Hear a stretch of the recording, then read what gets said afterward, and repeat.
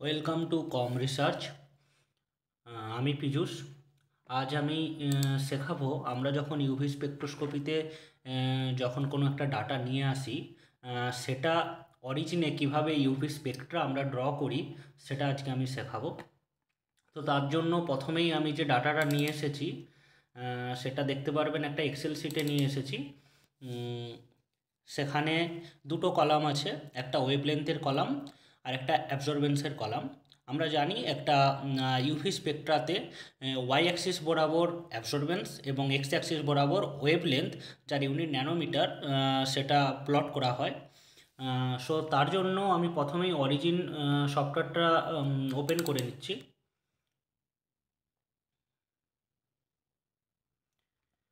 Origin open হয়ে গেছে। এবার আমি অরিজিনেও আপনি দেখতে পাবেন দুটো কলাম আছে, একটা এক্স অ্যাক্সিসের কলাম আর একটা ওয়াই অ্যাক্সিসের কলাম। এখানে প্লট করার জন্য প্রথমেই আমি এক্স অ্যাক্সিস বরাবর যেটা ওয়েভলেন্থ সেই কলামটা এক্সেল শিট থেকে কপি করে এখানে পেস্ট করে দিচ্ছি। এবং তারপর অ্যাবজর্বেন্স সেটা যেহেতু আমার ওয়াই অ্যাক্সিস বরাবর হয় ইউভিতে, সেই জন্য যে বি কলামটা সেটা কপি করে আমি ওয়াই অ্যাক্সিস বরাবর পেস্ট করে দিচ্ছি। এরপর আমি এক্সেল শিটটা ক্লোজ করে দিচ্ছি এবং অরিজিনটা বড় করে দিচ্ছি যাতে তোমাদের দেখতে সুবিধে হয়।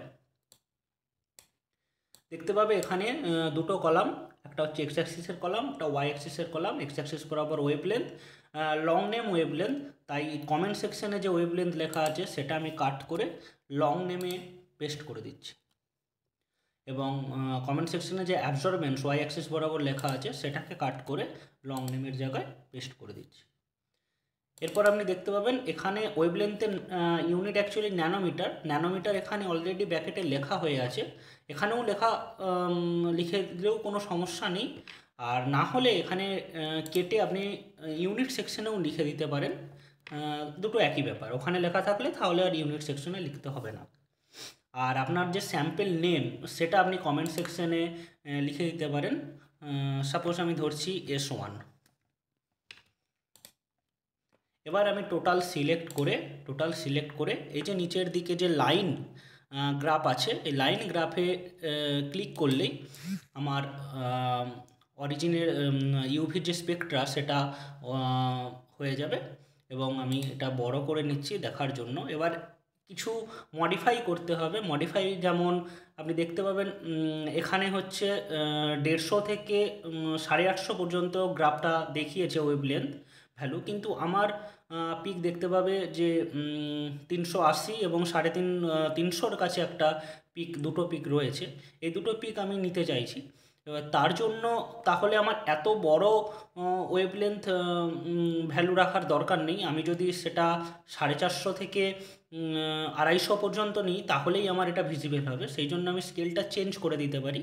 এখানে 200 থেকে যে 150 থেকে যে 850 অবধি আছে সেটা চেঞ্জ করার জন্য এই স্কেল সেকশন ডবল ক্লিক করছি। করার পর দেখবে এটা ওপেন হবে। এখানে স্কেলে যাবে, স্কেলে গিয়ে দেখো 150, এই যে 150 থেকে ওপেন হয়েছে, 150 থেকে শুরু হয়েছে এবং 850-তে শেষ হয়েছে, এই জন্য 150 থেকে 850 এখানে। এটাই আমি চাইছি 250 থেকে 450। অ্যাপ্লাই করলে তুমি দেখতে পাবে যে 250 থেকে 450 পর্যন্ত গ্রাফটা শো হচ্ছে। এরপর একই রকমভাবে ওয়াই অ্যাক্সিস বরাবর আমরা 0 থেকে যদি আমি 3 পর্যন্ত নিই তাহলেই আমার হয়ে যাবে, 10 পর্যন্ত নেওয়ার দরকার নেই। তাই এখানে ভার্টিক্যাল সেকশনে গিয়ে দেখবে -1 to 11 করা আছে, কারণ এটা -1 11। আমি চাইছি 0 to 3। অ্যাপ্লাই করলে দেখবে গ্রাফটা ঠিকঠাক যেইটুকুটা আমি চাইছি সেইটুকুটা চলে এসেছে। এরপর এর সাথে একদম আমি গ্রিড লাইনটাও অ্যাড করে দিচ্ছি। গ্রিড লাইন বলতে এই এক্স অ্যাক্সিস বরাবর যে লাইনটা আছে তার অপোজিটে একটা লাইন তৈরি হবে, এবং ওয়াই অ্যাক্সিস বরাবর যে লাইনটা আছে তার অপোজিটে একটা লাইন তৈরি হবে, যাতে এটা একটা বক্সের মধ্যে শো হয়। সেটা দেখতে ভালো লাগবে, সেই জন্য নাও করতে পারেন। গ্রিড লাইনে গিয়ে আমি হরাইজন্টালের অপোজিটে টিক দিলাম এবং ভার্টিক্যালে গিয়েও অপোজিটে টিক দিলাম, অ্যাপ্লাই করলাম, দেখবেন একটা বক্সের মতো তৈরি হয়ে গেল। ঠিক আছে, ওকে করে দিলাম এবং এরপর স্যাম্পেল যে নামটা সেটা আমি টেনে এখানে নিয়ে চলে আনলাম। ঠিক আছে, এরপর দেখতে পাবে গ্রাফটা এই পিকটা ঠিকঠাক হলেও এই পিকটার কাজটা একটু হেজিভাবে এসছে। এই পিকটা হেজিভাব আসে তখনই যখন আমাদের ডাইলুশন বা কনসেন্ট্রেশনের কোনো সমস্যা থাকে। অনেক ডাইলুশন করে করে গ্রাফটা ঠিক আনা যায়। যেহেতু এটা পিক হয়ে মানে নিয়ে চলে এসেছি, আমি আর সেখানে ডাইলুশন করতে পারবো না, সেজন্য এখানেই আমি স্মুথনিং করে এটাকে ঠিক করে দিতে পারি।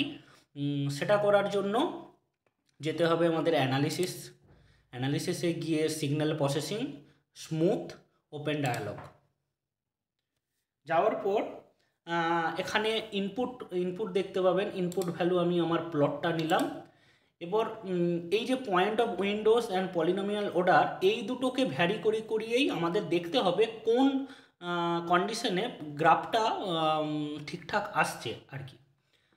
ধরুন 50 আর 5 এটাই আমি রাখছি, আউটপুটটাও ওই প্লটটাই চুজ করছি, করে ওকে করি, দেখি কেমন প্লটটা আসে। আচ্ছা, এটা দেখুন স্মুথনিংটা কিছুটা হয়েছে, কিন্তু এখানে একটু গ্রাফটা একটু সমস্যা হয়ে গেছে। তাই স্মুথনিংটা আরও একবার ভালোভাবে করতে হবে, ওই যেগুলো ভ্যারি করছিলাম সেইগুলো ভ্যারিটা ঠিকঠাক করে। ধরুন এটা আমি আমার প্লটটাই করলাম, এটা 50ই থাকলাম, এটা আমি 3 করে দিলাম, দেখি এতে কেমন আসে। যদি এতেও না আসে ভালো, তাহলে আমাকে আরও ভ্যারি করিয়ে দেখতে হবে। প্লট ওকে করলাম, দেখো এতে আমার প্লটটা খুব সুন্দর, গ্রাফটা খুব সুন্দর এসে গেছে। কিন্তু সমস্যা হচ্ছে যেটা S1 লেখা ছিল সেখানে স্মুথনিংয়ের জন্য এরকম লেখা হয়ে গেছে। এটা আপনি ম্যানুয়ালি এখান থেকেই লিখে দিতে পারেন, এখান থেকেই আপনি লিখে দিতে পারেন S1, অথবা আপনি সেই আগে এক্সেল শিটে গিয়ে সেখানে কমেন্ট সেকশনে লিখলে অটোমেটিক এখানে S1 চলে আসবে। আমি এখানেই S1 লিখে দিলাম। আচ্ছা, এখানে যে ওয়েভলেন্থ আছে এটা যদি বোল্ড করতে চান কন্ট্রোল A টিপে কন্ট্রোল B টিপে দিবেন। কন্ট্রোল B টিপলে বোল্ড হয়, আপনারা জানেন। একই রকম অ্যাবজর্বেন্সও কন্ট্রোল A টিপে কন্ট্রোল B টিপে দিলাম বোল্ড হওয়ার জন্য। এরপর আমি যে গ্রাফটা এলো সেই গ্রাফটাকেও আমি একটু বোল্ড করে দেখাতে চাইছি, প্রচুর হয়ে আছে, সেই জন্য বোল্ড করার জন্য আমি এই গ্রাফটার উপর ডবল ক্লিক করলাম। করার পর এই যে ওয়েথলেন্থ যেটা 0.5 আছে সেটা আমি বাড়িয়ে 2 করে দিলাম, এবং কালারও আপনি চেঞ্জ করতে পারেন আপনার মতো অনুযায়ী। আমি ব্লু করে দিচ্ছি, অ্যাপ্লাই করলে দেখবেন এটা একটু মোটা সাইজের এবং ব্লু কালারে চেঞ্জ হয়ে গেছে। এইভাবে আপনি অরিজিনে ইউভি স্পেকট্রা প্লট করতে পারেন। এবার এরপরেও আপনি কত ন্যানোমিটারে পিক আসছে সেটাও দেখানোর জন্য আপনি অ্যারো নিতে পারেন। এই যে সাইডের দিকে অ্যারো আছে, অ্যারো নিয়ে এরকম দেখাতে পারেন দেখি, এবং এই যে টেক্সট টুল, সেই টেক্সট টুলে করে এখানে আপনি লিখে দিতে পারেন কতই আপনার পিক আসছে। এবার এই পিকটা কত হয় সেটা দেখার জন্য এখানে ডাটা রিডার আছে, এই যে ডাটা রিডারে ক্লিক করলে আপনি যদি ডাটা রিডারে ক্লিক করে যদি আপনি এখানে ক্লিক করেন,